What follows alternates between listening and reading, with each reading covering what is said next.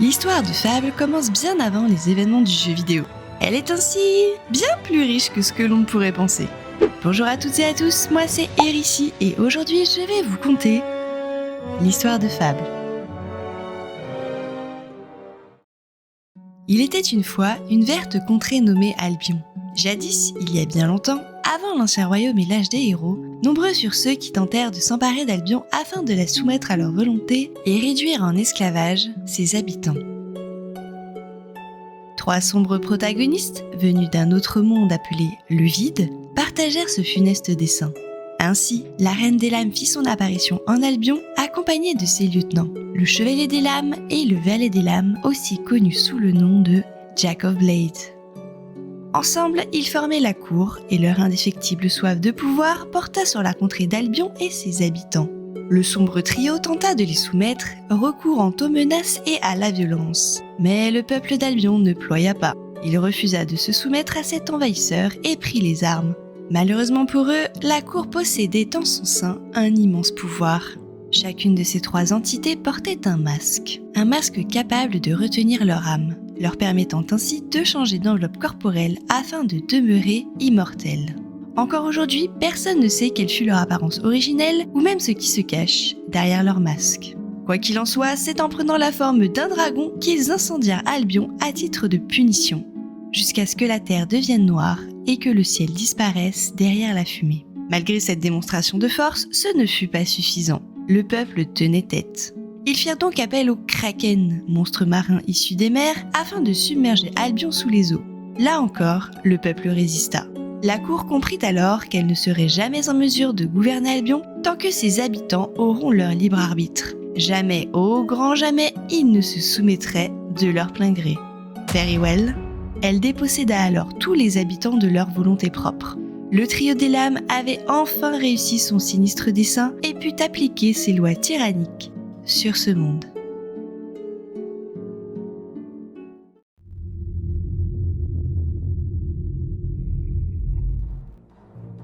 Cela dura des siècles, jusqu'au jour où un humble forgeron et sa femme eurent un garçon. Ils le nommèrent William Black, et comme vous vous en doutez, il deviendra la clé du salut d'Albion. Peu de choses sont connues concernant la jeunesse de William, mais ce que l'on sait en revanche, c'est qu'il étonna ses pairs par la force de son esprit. En effet, William était doté d'un pouvoir particulier qui le rendait insensible au contrôle mental exercé par la cour. Il était né avec le pouvoir de la volonté. Grâce à ce pouvoir, il put protéger son village des forces démoniaques du vide et accomplir des exploits qu'aucun autre n'avait pu égaler. William Black devint obsédé par la cour, déterminé à trouver un moyen de la renverser définitivement afin de sauver Albion de son joug. Une nuit, alors qu'il consultait un mystérieux grimoire, il fut soudainement transporté vers le vide. Là, il se retrouva ni plus ni moins face à face avec le Valet des Lames en personne, Jack of Blades. Jack avait bien évidemment entendu parler de ce héros, de cette résistance nouvelle qui s'était matérialisée en lui. Cette menace, nommée William Black, se devait d'être définitivement écartée. Ainsi, demeurant assis sur un trône entouré de figures cauchemardesques, Jack avait convoqué le héros. Il tenta de l'asservir avec le pouvoir de son épée, une magnifique épée ornée, mais le héros résista grâce au pouvoir de la volonté et parvint à voler l'épée avant de s'échapper du monde des ténèbres. De retour en Albion, la somptueuse épée parla à William. Elle se nommait l'épée des âges et promit de l'aider à vaincre la cour à une condition. William devrait lui offrir son âme. Le héros, dévoué à la tâche qui l'incombait, accepta. Avec l'épée des âges en main, William partit mettre fin au règne de la cour une bonne fois pour toutes. Il gravit le sommet de Ruon, la plus haute montagne d'Albion, et défia la cour en combat. Le Chevalier des Lames apparut en premier et, brandissant l'épée des âges, William le détruisit complètement. Ensuite, Jack of Blades apparut. Ils s'affrontèrent violemment jusqu'à ce que William détruise le corps physique de Jack. Cependant, son âme parvint in extremis à s'échapper dans le vide en trouvant refuge dans son masque. Enfin, la plus puissante entité du sinistre trio se présenta devant le héros. La Reine des Lames fut la dernière à affronter William. Pendant des semaines, leur épique duel fit rage à travers Albion. Des montagnes furent élevées et des vallées formées par leurs puissants coups. Finalement, William tua la reine et libéra le peuple de son tourment. Ils acclamèrent celui qui était devenu le premier héros. Ce dernier prit alors le titre d'Archon et devint leur nouveau roi.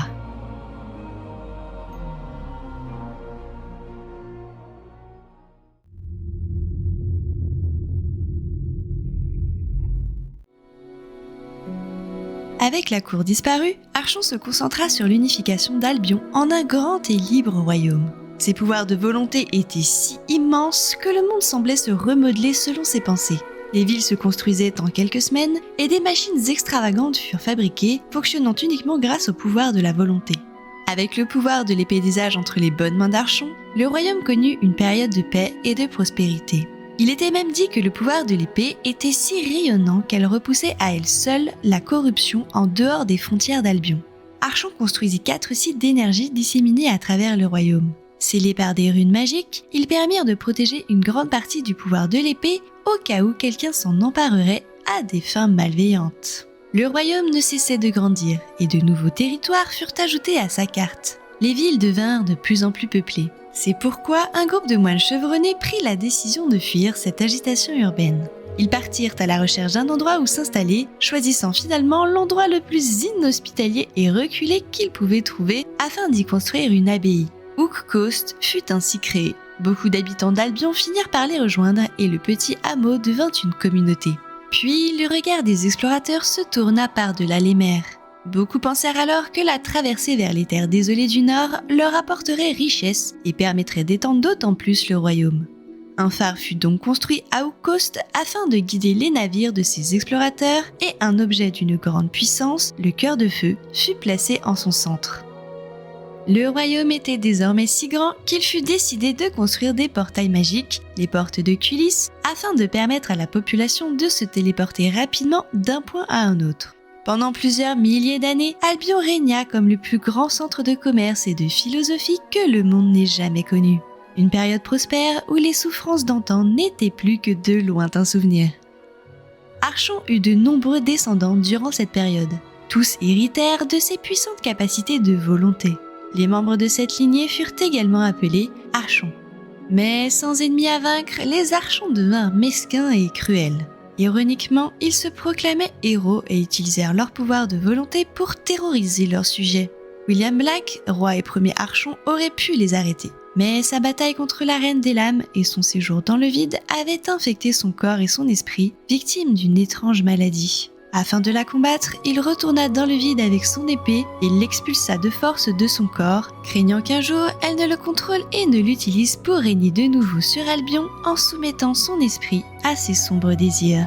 William réussit partiellement à expulser ce qui le tourmentait dans le vide, mais ce mal prit une nouvelle forme, donnant naissance à un être connu sous le nom de corrupteur et avec lui, l'essence même de la corruption. Les vestiges de la maladie continuaient à dévorer son corps. William se para alors d'une armure dorée, d'une grande cape bleue royale et de son épée avant de quitter Albion et de disparaître.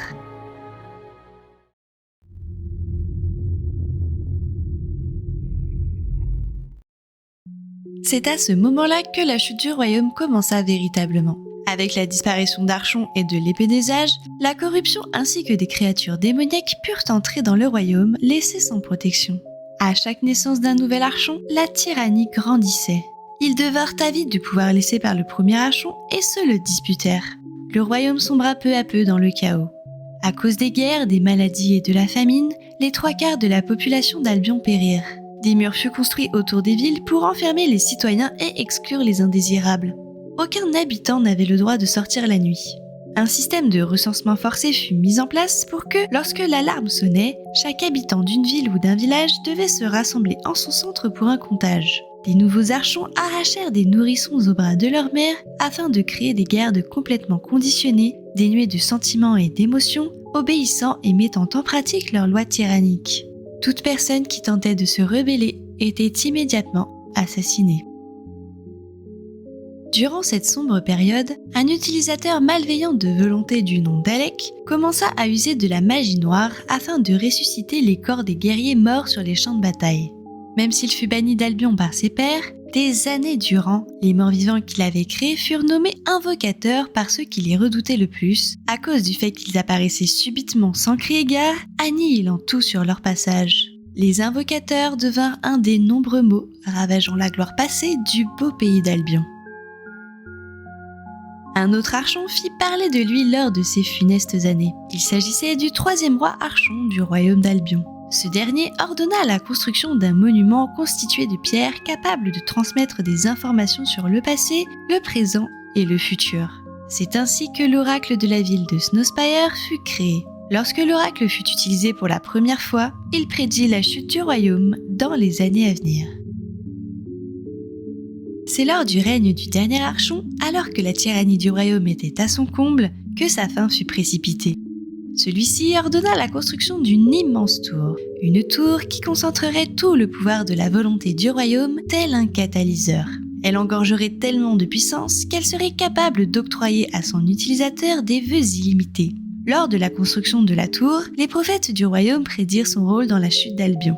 Ils furent alors enfermés derrière la première porte démoniaque jamais construite pour veiller sur le cœur de feu dans le cas où leur prophétie serait exacte. Ici, dans les ténèbres, ils attendraient alors pendant des siècles de rencontrer un autre humain digne de libérer le cœur. Alors que la construction de la tour, qui sera connue sous le nom de la Flèche déchirée, approchait de son achèvement, l'accumulation de l'énergie de la volonté en un seul endroit créa une faille entre Albion et le vide.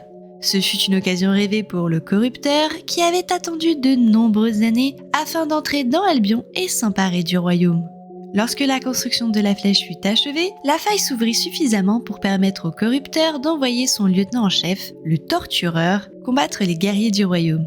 Sol, Blaze et Stone, les 3 plus grands héros d'Albion, combinèrent alors leurs pouvoirs afin de vaincre le Tortureur et sceller la faille. Bien qu'ils parvinssent à l'affaiblir, ils n'étaient pas assez puissants pour le tuer définitivement. Ainsi, le Tortureur fut emprisonné dans le donjon d'Aurora, une lointaine contrée du sud.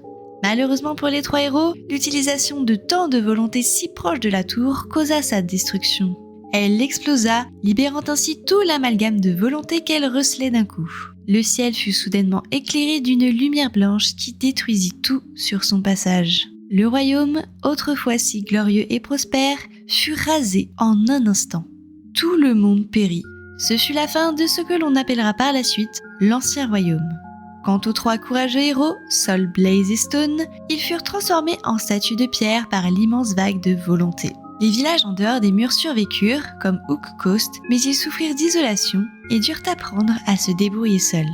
Peu à peu, la vie réapparut en ces lieux sous sa forme la plus simple et authentique, parmi les ruines de l'Ancien Royaume.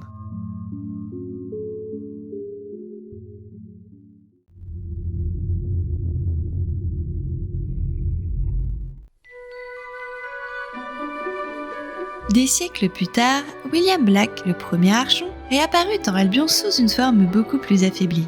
Son corps était toujours affligé par la maladie et il semblait se désagréger au fil du temps. Dorénavant, il n'était plus William ni archon, mais était devenu un nouvel être. Faux.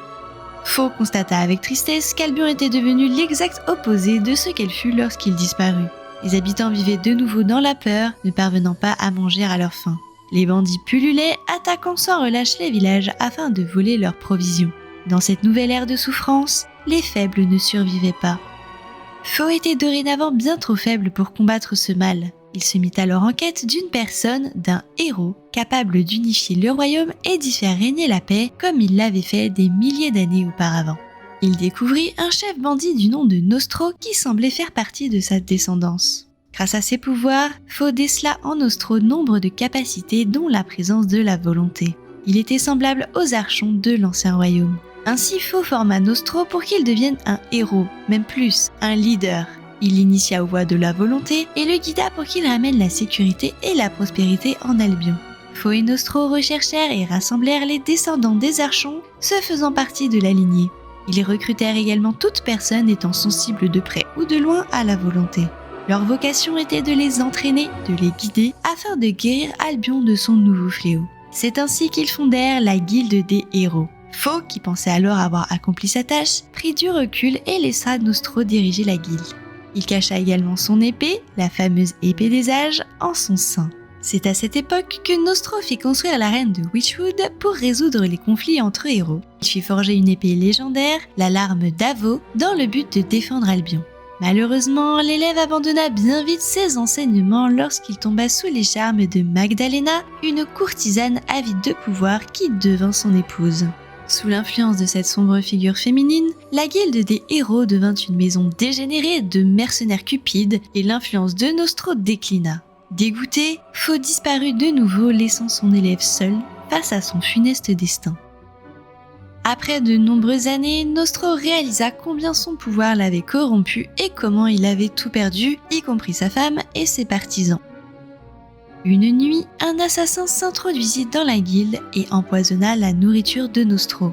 Sentant sa mort imminente, Nostro appela son ancien mentor et Faux réapparut, exprimant une chaleureuse affection ainsi que des paroles bienveillantes sur les exploits qu'il avait accomplis. Faux veilla sur Nostro jusqu'à son dernier souffle, puis il disparut dans l'obscurité. Néanmoins, guerrier dans l'âme, déshonoré par cette grotesque fin, l'esprit de Nostro ne trouva pas le repos et hanta le cimetière de Lichfield dans un tourment perpétuel, attendant inlassablement la venue du héros qui lui offrirait une mort digne de son nom.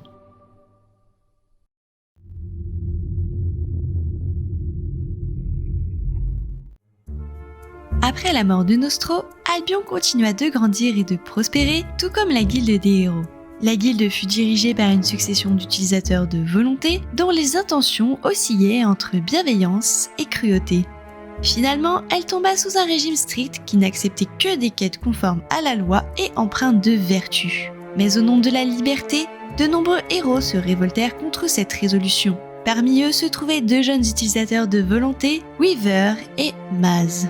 Beaucoup de sang fut versé lors de cette brève révolte, réduisant le nombre de héros, déjà rares dans un monde où la présence de la volonté diminuait à son plus bas niveau depuis des siècles. Finalement, la rébellion réussit et la guerre civile prit fin. C'est à ce moment que Faux réapparut à la guilde et proposa Weaver comme nouveau maître de celle-ci, voyant en lui l'homme serein et impartial qu'il deviendrait. Sous la gouvernance de Weaver, la guilde adopta un code simple. Premièrement, accomplir les quêtes à la lettre. Deuxièmement, demander le paiement à l'avance. Et troisièmement, obéir aux forces de l'ordre local, sauf si un héros est en mission. Ainsi, les héros diplômés de la guilde étaient parfois admirés, parfois craints par la population qu'ils servaient en Albion.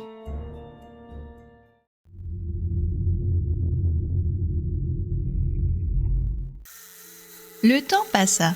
De nouveaux héros apparaissaient et disparaissaient. Le peuple d'Albion vivait dans une paix relative jusqu'à ce qu'un être maléfique que l'on pensait vaincu depuis bien longtemps ne réapparut. Cet être issu du vide n'était autre que le Valet des Lames, Jack of Blades. Son objectif était de récupérer l'épée des âges, l'épée légendaire que William Black lui avait subtilisée lors de leur affrontement dans le vide il y a de cela bien longtemps. Depuis la dernière disparition de Faux, elle demeurait toujours cachée au sein de la guilde. Avec l'épée en sa possession, Jack pourrait de nouveau régner sur Albion. Voilà quel était son véritable dessein. Jack utilisa Maz afin d'obtenir des informations sur l'épée. Attendez, comment se fait-il que Maz aide Jack of Blades ? Pour comprendre, il faut revenir un petit peu en arrière. Lorsque William Black vainquit le Valet des Lames afin de détruire la cour, le masque de Jack parvint à s'échapper in extremis dans le vide grâce à un portail.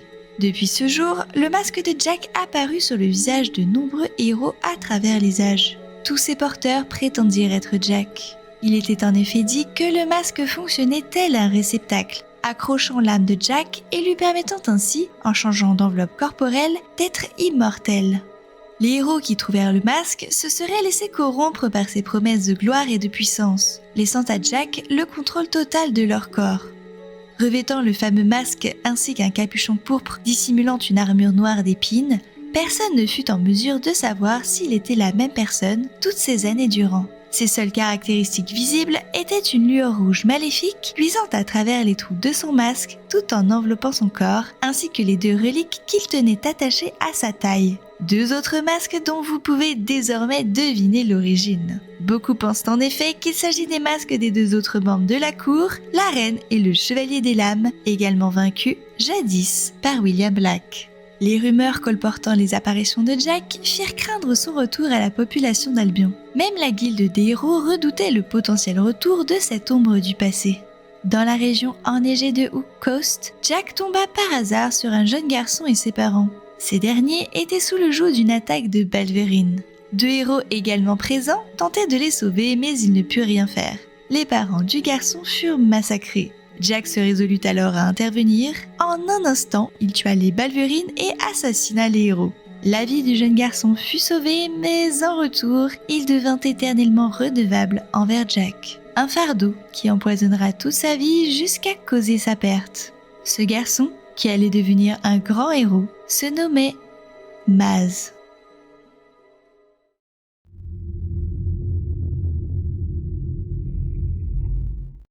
Des années plus tard, Maz, qui avait gravi les échelons et occupait alors une place importante au sein de la guilde des héros, aida Jack à retrouver l'épée.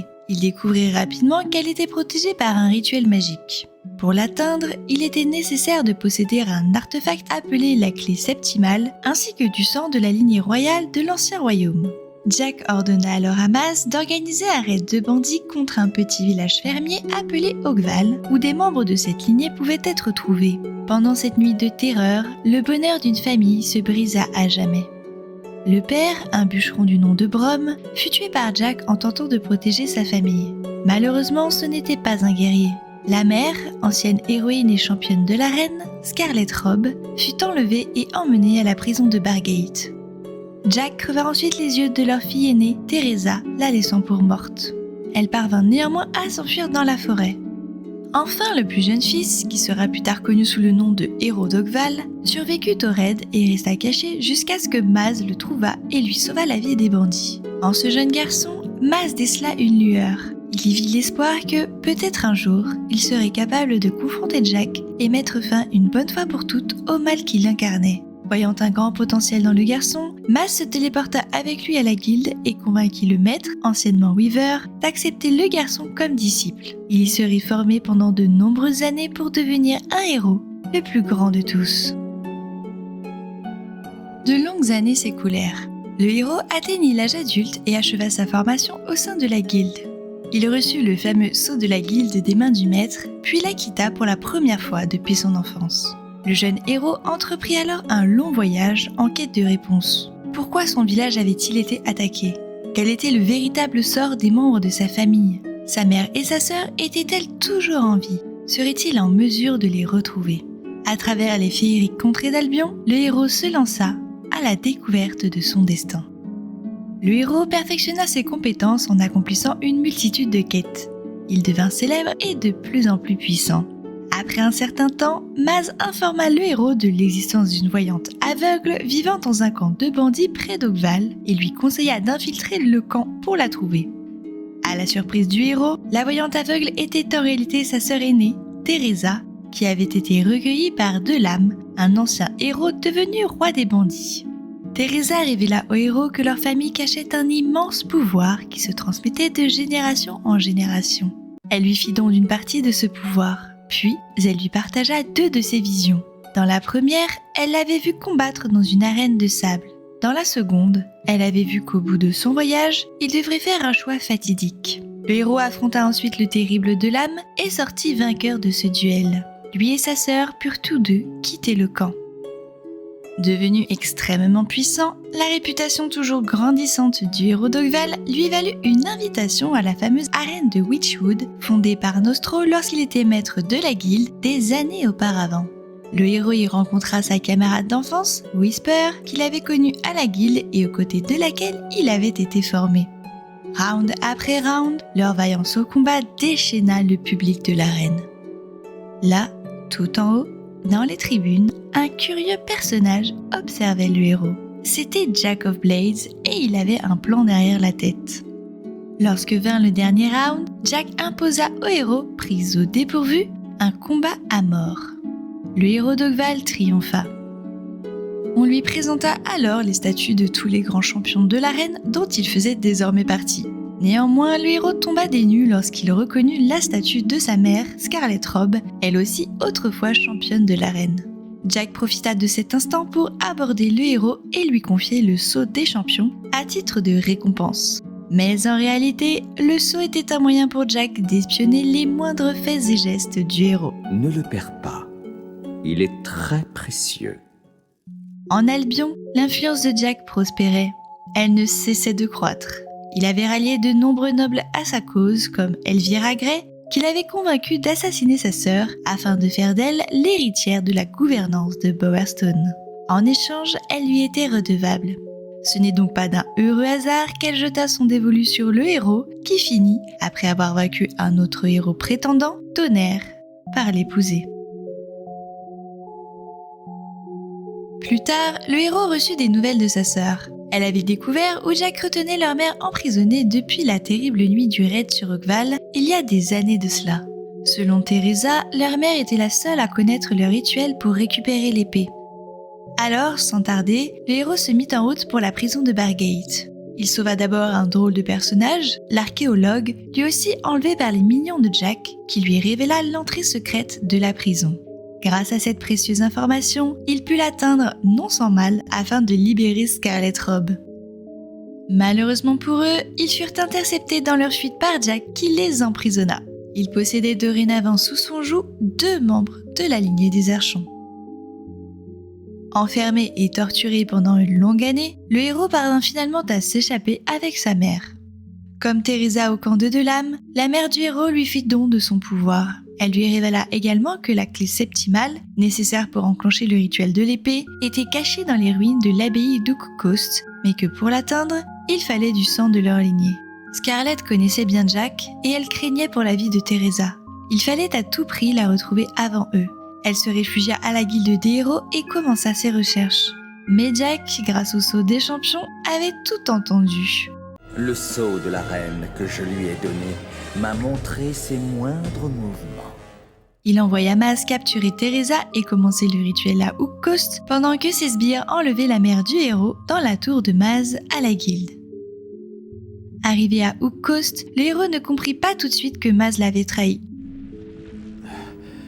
Tu es vivant. J'étais tellement inquiet pour toi. Lui qui avait été son mentor pendant si longtemps, qui l'avait sauvé, élevé, formé et guidé à la guilde, se tenait maintenant devant lui, prêt à le sacrifier lui et sa sœur pour accomplir les noirs desseins de Jack. Le héros n'eut pas d'autre choix que de l'affronter. Mais Maz faisait bien pâle figure devant ce qu'était devenu le héros. Grâce aux dons des membres de sa famille, il était maintenant bien trop puissant pour le vieux mage. Cette trahison marqua la fin du héros Maz. Mais malgré cette triste victoire, Jack était parvenu à obtenir la clé et il avait déjà entamé le rituel. Le héros partit promptement à sa poursuite aux 4 coins d'Albion, là où se trouvaient les sites d'énergie scellés par Archon durant l'âge d'or de l'Ancien Royaume. Cependant, freiné par ses innombrables sbires, le héros ne parvint pas à arrêter Jack. Après avoir activé tous les sites de focalisation nécessaires, Jack et ses sbires attaquèrent la guilde, la mettant à feu et à sang et blessant grièvement le maître de la guilde. Jack se dirigea ensuite vers la salle du destin. Maintenant que l'épée des âges était enfin à sa portée, il tua Scarlet Robe devant son fils, sa connexion à la lignée ancienne étant le dernier élément nécessaire pour conférer à l'épée tout son pouvoir d'antan.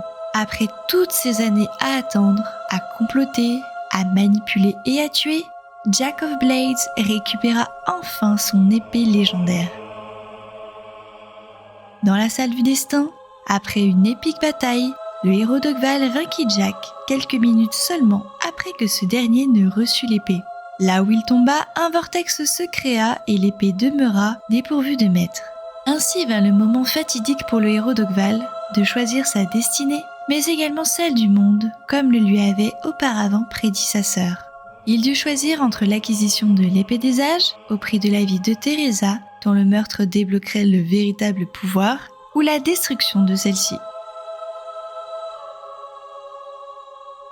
Suivant les pas de son ancêtre William Black, premier archon et roi de l'Ancien Royaume, qui avait tâché de faire prospérer ce dernier, le héros jeta l'épée. Avait-il pris cette décision en toute conscience, ou était-ce le fruit de la manipulation de Teresa, dont l'influence sur les futurs événements qui se dérouleront en Albion sera révélée beaucoup plus tard? Nul ne le sait, mais en revanche, une chose demeure certaine, l'épée des âges disparut, et fut perdu à jamais.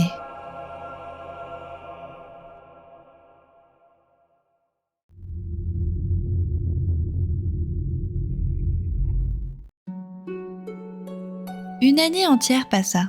Le royaume retrouva la routine du quotidien et la guilde des héros fut reconstruite.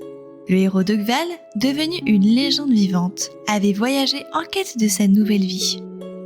Avec la disparition de Jack, Albion connut une période de paix et les gens n'avaient plus autant besoin des héros. Un jour, le héros fut néanmoins convoqué par le maître de la guilde accompagné d'Églantine. Ils reçurent un message de faux, #William Black, toujours lui, qui résidait dans les terres désolées du Nord depuis un moment afin de reprendre contact avec les habitants de cette terre perdue. Il leur parla d'une obscurité grandissante et surtout du retour des invocateurs. Vous vous souvenez, les créations macabres d'Alec, un archon malveillant de l'Ancien Royaume. Faux expliqua également au trio que seul l'élu serait capable d'ouvrir la toute première porte démoniaque, la fameuse porte qui renfermait depuis des milliers d'années les prophètes de l'Ancien Royaume ainsi que le Cœur de Feu. Tous les grands héros de la guilde demandèrent à la porte démoniaque de s'ouvrir, mais elle ne s'ouvrit qu'au héros d'Ogval, qui était le plus puissant de tous. Le héros se rendit ensuite à Hook Coast, accompagné d'Églantine, et plaça le Cœur de Feu dans le phare. Soudain, les invocateurs attaquèrent le phare et les deux héros durent les arrêter. Une fois les invocateurs vaincus et le Cœur de Feu chargé, le navire dénoyé apparut. À son bord, le héros voyagea vers les terres désolées du Nord, puis, depuis la côte oubliée, il se rendit au village de Snowspire pour y retrouver Faux. Le plan de Faux était de demander à l'oracle des informations sur le mal qui frappait les terres du Nord, mais pour cela, il avait besoin de 4 glyphes pour l'éveiller. Faux envoya le héros à la Nécropole, une ville qui avait été réduite en cendres il y a bien longtemps lors de l'explosion de la flèche du dernier archon. Ses habitants, pris de court par la mort, n'avaient pas pu trouver le repos et hantaient toujours les lieux. Le héros dut chercher et déterrer les glyphes tout en combattant les monstres qui habitaient la ville décrépite. Après avoir tué de nombreuses créatures, il trouva les 4 glyphes. Il réveilla alors l'oracle qui lui révéla que le mal était en réalité Jack of Blades, mais sous une nouvelle apparence. En effet, à la suite de sa défaite contre les héros dans la salle du destin, la destruction de son corps créa un vortex et à travers lui, son âme s'échappa du masque, lui permettant une nouvelle fois de survivre. La quête d'un nouvel hôte à posséder emmena Jack dans les terres du Nord. Là, il put prendre la forme d'un dragon. Jack utilisa ensuite ses pouvoirs pour lier des invocateurs à Albion qui attaquèrent pour lui au-delà de la porte de bronze qui le retenait prisonnier. C'est alors que William Black apparut une nouvelle fois afin de l'arrêter.